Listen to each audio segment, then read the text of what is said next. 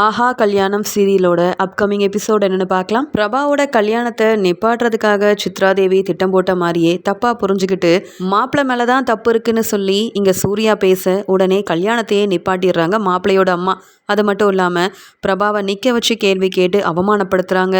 இந்த பொண்ணை பற்றி நல்லா தெரிஞ்சிருந்தும் இவங்க குடும்பத்துக்காக தான் நாங்கள் பிரபாவை என் பையனுக்கு கல்யாணம் பண்ணி வைக்க ஒத்துக்கிட்டோம். ஆனால் நீங்கள்லாம் என் பையனை அவமானப்படுத்திட்டீங்கல்ல, இனி இந்த கல்யாணம் நடக்காதுன்னு சொல்லி மாப்பிள்ளையோட அம்மா மாப்பிள்ளையவும் கூட்டிகிட்டு அங்கேருந்து கிளம்பிடுறாங்க. என் பொண்ணு பிரபாவுக்கு இப்படி ஒரு நிலைமையா, இனி அவளுக்கு கல்யாணமே நடக்காதா அப்படின்னு யோசனை பண்ணிட்டு அழுதுகிட்டே இருந்த கோடீஸ்வரியும் மயங்கிடுறாங்க. இதை பார்த்து மகா ஐஸ்வர்யான்னு எல்லாருமே அழுதுட்டு இருக்கும்போது நாம தான் தெரியாம இங்க மாப்பிள்ளைய பத்தி தப்பா பேசிட்டோம் போல, என்னால பிரபாவோட கல்யாணம் நிக்கும்னு நான் கொஞ்சம் கூட எதிர்பார்க்கவே இல்லையே அப்படின்ற மாதிரி யோசிக்கிறாரு இங்க சூர்யா. இதை பார்த்த உடனே இங்க ராஜலட்சுமியும் என்னாச்சு சூர்யா, நீ ஏன் இப்படிலாம் செஞ்ச அப்படின்னு கேட்க, அம்மா நான் பிரபாவுக்கு ஒரு நல்ல வாழ்க்கையை அமைச்சு கொடுக்கணும்னு நினைச்சேன், அது மட்டும் இல்லாம இப்படிலாம் நடக்கணும் தெரியாதுமா அப்படின்னு பேசிட்டு இருக்கும் போதே பிரபா அங்க ரொம்ப அழுதுட்டு இருக்காங்க. அது மட்டும் இல்லாமல் இனி வாழவே கூடாது, இவ்வளோ விஷயம் தெரிஞ்சிருந்தும் இந்த கல்யாணத்தை நான் வேண்டான்னு எவ்வளவோ சொன்னேன், யாரும் என் பேச்சை கேட்கல, எனக்கு நடக்க இருந்த கல்யாணத்தின் மூலமாகவே நான் இவ்வளோ அவமானப்பட்டுட்டேன், என் அம்மா அப்பா அக்காங்கன்னு எல்லாரும் தலை குனிஞ்சு நிற்கிறாங்க அப்படின்னு நினச்சி ஒரு முடிவெடுக்க போகிறாங்க பிரபா. அந்த சமயம் அங்கே வந்த விஜயும் பிரபாவோட கழுத்தில் தாலி கட்டிடுறாரு. இதை எதிர்பார்க்காத சித்ராதேவி பேரெதிர்ச்சி அடைகிறாங்க. இவ்வளோ நேரம் நான் அவ்வளோ சந்தோஷமாக இருந்தேனே, நான் நினச்ச மாதிரியே பிரபாவோட கல்யாணம் நின்றுச்சு அப்படின்னு சந்தோஷப்பட்டுட்டு இருக்கும்போது இடையில வந்த விஜய் இப்படி செய்வான்னு நான் எதிர்பார்க்கவே இல்லையே, இதெல்லாம் அனாமிகாவுக்கு தெரிஞ்சா அவ்வளவுதான், எவ்வளோ பிரச்சனை வரப்போதோ தெரியல. அந்த அனாமிகா என்னவோ விஜய் கூட ஒன்று சேர்ந்து வாழ்றதுக்கு என்னென்னவோ பெரிய திட்டம் போட்டுட்ருக்கா. ஆனாலும் இந்த விஜய் என்னடானா தனக்கு டிவோர்ஸ் கிடச்சிருச்சுன்னு நினச்சிட்டு இந்த பிரபாவோட காலத்தில் வேற தாலி கட்டிட்டானே, இனி என்ன நடக்க போதோ தெரியல அப்படின்ற மாதிரி பார்த்துட்ருக்காங்க கௌதமும் சித்ராதேவியும். ஏற்கனவே பிரபாவோட வாழ்க்கை இப்படி ஆயிடுச்சேன்னு கோடீஸ்வரி அழுதுகிட்டே இருக்கும்போது இங்கே பிரபாவோட கழுத்தில் விஜய் தாலி கட்டினதுனால இங்கே தாங்க முடியாத கோடீஸ்வரியும் கேள்வி கேட்குறாங்க. என்ன மாப்பிள்ளை நீங்கள் என் பொண்ணோட கல்யாணத்தை நீங்கள் நிப்பாட்டினீங்க, இப்போ உங்கள் தம்பி விஜய் யாருக்குமே தெரியாமல் யார்கிட்டையும் கேட்காம என் பொண்ணு பிரபாவோட வாழ்க்கையை ஒன்றும் இல்லாமல் செய்ய இப்படி கல்யாணம் பண்ணிக்கிட்டாரே அப்படின்னு சொல்லி அழுகும்போது இங்கே பதில் பேசாமல் நிற்கிறாரு சூர்யா. உடனே விஜய் எல்லாருக்கும் ரொம்ப தெளிவாக பதில் சொல்லிட்டு இருக்காரு. நீங்கள்லாம் எதுக்காக அழணும், அது மட்டும் இல்லாமல் பிரபா என்னை விரும்பியிருக்கா, நானும் அவளை விரும்பியிருக்கேன், ஆனாலும் இடையில அனாமிகாவால் என் வாழ்க்கை என்ன ஆச்சுன்னு உங்களுக்கே தெரியும்ல, பிரபாவை கல்யாணம் பண்ணிக்க எனக்கு என்ன தகுதி இல்லையா, அனாமிகாவோட வீட்டுக்காரராக இப்போ நான் கல்யாணம் பண்ணலை, எனக்கு தான் டிவோர்ஸ் ஆயிடுச்சு, அதனால நான் தெளிவான முடிவெடுத்து தான் இங்கே பிரபாவை கல்யாணம் பண்ணியிருக்கேன், பிரபா தான் என் மனைவி, இதில் நீங்கள் என்ன சொன்னாலும் நான் அதை ஒத்துக்க போகிறதே கிடையாது, இனி எனக்கும் அனாமிகாவுக்கும் எந்த சம்மந்தமும் இல்லைன்னு தெரிஞ்சுக்கிட்டதுக்கு அப்புறமா தான் நான் இந்த கல்யாணத்தையே செய்ய யோசித்தேன் அப்படின்னு ரொம்ப தெளிவாகவே பேசிகிட்டு இருக்கிறாரு. இங்கே டிவோர்ஸ் கேன்சல் ஆன விஷயம் தெரியாமல் ரொம்ப தைரியமாக இப்படி ஒரு முடிவெடுத்து பிரபாவையும் கல்யாணம் பண்ணிடுறாரு விஜய். இதெல்லாம் பார்த்துட்டு இருக்க சித்ராதேவி நினைக்கிறாங்க, டிவோர்ஸ் கேன்சல் ஆனது தெரியாமல் இந்த விஜய் ரொம்ப நல்லா தான் பேசிகிட்டு இருக்கான், ஆனால் அனாமிகா வீடு தேடி பிரச்சனை செஞ்சாதான் இவங்க எல்லாருக்கும் புரிய வரும் போலையே, திட்டம் போட்ட அனாமிகா இப்படி விஜய் செய்வான்னு தெரியாததுனால இங்கே டிவோர்ஸ் கேன்சல் ஆனதால ரொம்ப சந்தோஷமாக இருக்கா, ஆனால் பிரபா தான் விஜயோட மனைவின்னு தெரிஞ்சா அனாமிகா என்ன முடிவெடுப்பாலோ, எப்படிப்பட்ட பிரச்சனை வரப்போதோ தெரியல அப்படின்னு யோசிக்கிறாங்க. இன்னொரு பக்கம் பரவாயில்ல பிரச்சனை வந்தாலும் இதெல்லாம் பார்க்க நல்லா தான் இருக்கும்னு ரொம்பவே சந்தோஷத்தில் இருக்கிறாங்க சித்ராதேவி. உடனே சூர்யாவோட அம்மா கேட்குறாங்க, இருந்தாலும் விஜய் நீ ஒரு முடிவெடுக்கிறதுக்கு முன்னாடி நம்ம வீட்டில் இருக்க பெரியவங்க கிட்ட கேட்டிருக்கணும், ஆனால் நீ பாட்டுக்கு உன் இஷ்டத்துக்கு ஒரு முடிவெடுக்க இதெல்லாம் என்னால் ஏற்றுக்கவே முடியல அப்படின்னு ஒவ்வொருத்தரும் விஜயை திட்ட ஆரம்பிக்க விஜய் சொல்கிறாங்க, இது என்னுடைய வாழ்க்கை, உங்கள் பேச்செல்லாம் கேட்டு அனாமிகாவை கல்யாணம் பண்ணிக்கிட்டு நான் எவ்வளோ கஷ்டப்பட்டேன்னு எனக்கு தான் தெரியும், அவள் கூட வாழ்கிறதுக்கு பதிலாக நான் டிவோர்ஸ் பண்ணிடலான்னு ஒரு முடிவு வரைக்கும் வந்தேன், ஏன் எனக்கு வாழவே பிடிக்காமல் இருந்தது, இப்போ பிரபாவை கல்யாணம் பண்ணிக்கிட்டு மறுபடியும் சந்தோஷமாக என்னுடைய வாழ்க்கையை ஆரம்பிக்கணும்னு நினைக்கிறேன், இதில் எந்த தப்பும் இருக்கிற மாதிரி தெரியல, நான் செஞ்சது தப்புனா நீங்கள் எல்லாரும் என்னை மன்னிச்சிருங்க, ஆனாலும் பிரபா தான் என்னுடைய மனைவி அப்படின்ற மாதிரி பேசிடுறாரு. இதெல்லாம் யோசிக்கும்போது இங்கே மகா சொல்கிறாங்க, அம்மா நடந்தது நடந்துருச்சு, கண்டிப்பாக விஜயை பற்றி உங்களுக்கு நல்லாவே தெரியும், பிரபாவை விஜய் நல்லபடியாக பார்த்துப்பாருமா, இதுக்கு மேலேயும் நீங்கள் இதை யோசிக்கவும் வேண்டாம் அளவும் வேண்டாம், நாங்கள் பிரபாவை நல்லபடியாக பார்த்துக்குறோம், எங்கள் வீட்டுக்கு கூட்டிகிட்டு போகிறோமா அப்படின்ற மாதிரி சொல்லிட்டு இருக்காங்க.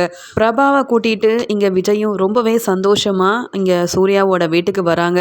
எல்லாரும் ரொம்ப சோகமாக இருக்கும்போது விஜய் மட்டும் சந்தோஷமாக இருக்கார். இத்தனை நாள் அனாமிகாவை கல்யாணம் பண்ணிக்கிட்டு ஒவ்வொரு நாளும் மனசு வேதனையில் கஷ்டப்பட்டுட்டு இருந்தேன், இனியாவது என் வாழ்க்கை நல்லா இருக்கட்டும், அதுவும் பிரபா என்னுடைய ஃப்ரெண்டாகவே இருந்து இப்போ கல்யாணம் பண்ணியிருக்கேன், என்னை பற்றி பிரபாவுக்கு பிரபாவுக்கு நல்லாவே தெரியும் அப்படின்ற ஒரு சந்தோஷத்தில் இருக்கும்போது பாட்டி தாத்தான்னு எல்லாருமே பேரதிர்ச்சி அடைகிறாங்க.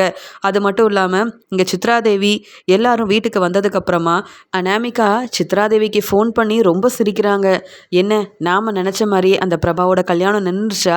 அவங்க வீட்டில் உள்ள எல்லாரும் அவமானப்பட்டு நின்றுப்பாங்களே. இன்னைக்கு மட்டும் இல்லை, என்னைக்கும் அந்த பிரபாவோட கல்யாணம் நடக்க போகிறதே இல்லை.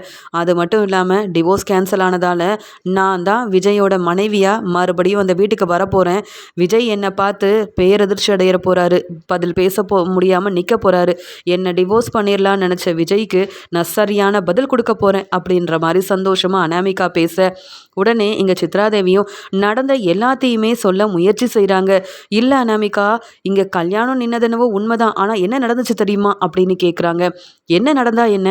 இப்போ நீங்கள் நானும் எல்லாரும் சந்தோஷமாக இருக்கோம்ல, அது போதாதா? நான் வீட்டுக்கு வந்து மற்றதெல்லாம் பேசிக்கிறேன்.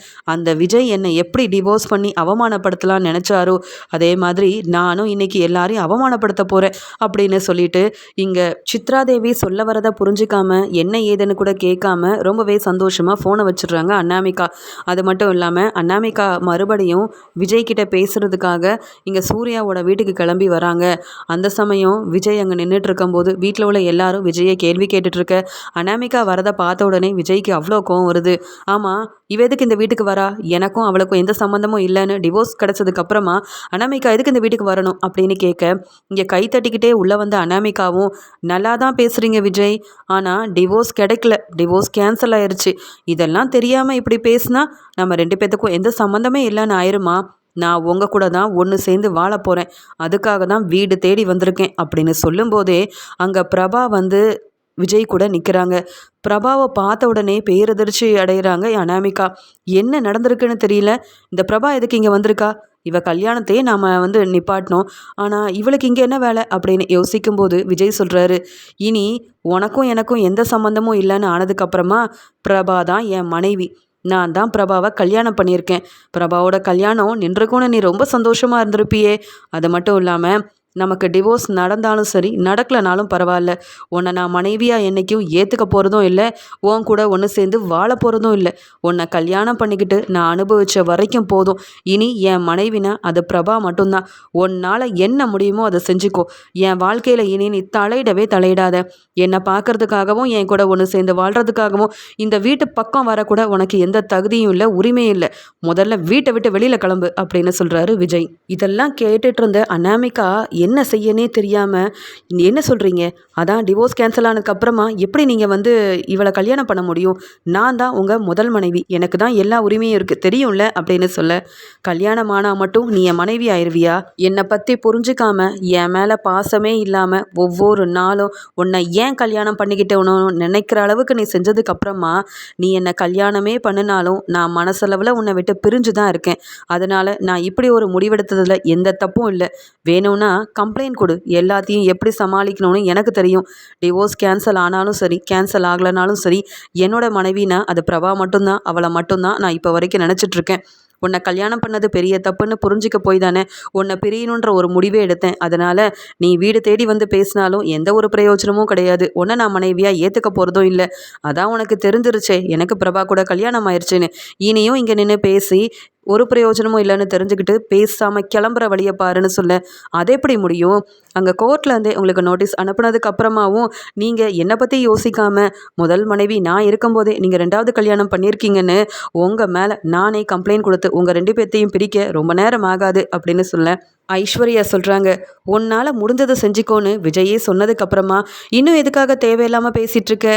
என் தங்கச்சியோட கல்யாணத்தை நிப்பாட்டினதுக்கு நீயும் ஒரு வகையில் காரணமாக இருந்திருக்கேன்னு எனக்கு நல்லாவே தெரியும். ஆனால் நீ அப்படி செய்ய போய் தான் விஜயை என் தங்கச்சி கல்யாணம் பண்ணிக்கிட்டு இப்போ நீ எங்கள் முன்னாடி அவமானப்பட்டு நிற்கிற. இந்த வீட்டில் இருக்கும்போதும் நீ ஒரு நல்ல மருமகளாக நடந்துக்கல, இங்கே விஜய்க்கு ஒரு நல்ல மனைவியாகவும் இருக்கல. அதனால தானே விஜய் இப்படி ஒரு முடிவெடுத்திருக்காரு. என் தங்கச்சிக்கு உன்னால் எந்த பிரச்சனையும் வந்தால் நாங்கள்லாம் பார்த்துட்டு சும்மா இருக்க மாட்டோம். ஏன்னா மகா நானுன்னு எல்லாரும் என் தங்கச்சிக்கு துணையாக தான் இந்த வீட்டில் இருக்க போகிறோம். அதனால் விஜயே சொன்னதுக்கப்புறமா இங்கே நின்று எதுக்கு தேவையில்லாமல் பேசிகிட்ருக்க? இங்கேருந்து கிளம்புறியா இல்லையா அப்படின்னு ஐஸ்வர்யா ரொம்ப கோவமாக இங்கே விஜய்க்கும் பிரபாவுக்கும் சப்போர்ட் பண்ணி பேசுகிறாங்க. என் அம்மா அவமானப்பட்டு நின்ன இடத்துல இங்கே விஜய் செஞ்ச இந்த வேலையால் தான் இப்போ என் குடும்பத்தில் உள்ள எல்லாரும் தலை நிமிர்ந்து இருக்காங்க. என் தங்கச்சிக்கும் நல்லபடியாக கல்யாணம் முடிஞ்சிருக்கு. இங்கேருந்து முதல்ல கிளம்பு. நீ பேசுகிற எதையும் நாங்கள் கேட்க வேண்டிய அவசியமே இல்லை அப்படின்னு ஐஸ்வர்யா பேச இங்கே உடனே தாத்தா பாட்டிக்கிட்ட கேட்குறாங்க இங்கே அனாமிகா. இதெல்லாம் சரின்னு நீங்கள் நினைக்கிறீங்களா? என் வீட்டுக்காரர் விஜய் இன்னொரு கல்யாணம் செஞ்சுக்க நீங்கள் எப்படி ஒத்துக்கலாம்? எனக்கு நீங்கள் தான் சரியான ஒரு பதில் சொல்லணும் அப்படின்னு கேட்டுட்ருக்காங்க. இதெல்லாம் பார்த்த சித்ராதேவி நினைக்கிறாங்க, இங்கே இந்த அனாமிகா என்னவோ பெருசாக திட்டம் போட்டு அவளே அவமானப்பட்டு நிற்கிறாளே, விஜய் கூட ஒன்று சேர்ந்து வாழணும்னு என்னென்னமோ செஞ்சா அனாமிகா. ஆனால் அனாமிகா எதிர்பார்க்காத அளவு விஜய் இந்த பிரபாவை கல்யாணம் பண்ணிட்டு வரப்போய் அனாமிகாவே என்ன பேசுன்னு தெரியாமல் நிற்கிறா. இவன் நிலைமை இப்படி ஆகும்னு நானே எதிர்பார்க்கலையே அப்படின்னு நினைக்கிறாங்க சித்ராதேவி. ஒவ்வொருத்தர்கிட்டையும் விஜயை பற்றி சொல்லி அழுதுகிட்டே அனாமிகா தான் பக்கத்தில் உள்ள இங்கே நியாயத்தெல்லாம் கேட்டுட்ருக்க. இதெல்லாம் பார்த்து ரொம்பவே கோபமான விஜயும், போதும் அனாமிகா, இதுக்கு மேலே நீ ஏதாவது பேசுன அவ்வளவுதான். நான் உன் கூட இருக்கும்போது என் அருமை புரியல.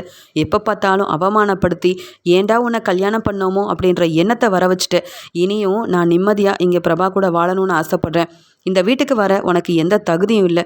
இப்போ நீ வெளியில் போறியா இல்லையா அப்படின்னு கோவத்தில் அனாமிகாவை பலார்னு வெளுத்து வாங்கி அங்கே பேசிகிட்டு இருந்த அனாமிகாவை வெளியிலையும் அனுப்பிடுறாரு.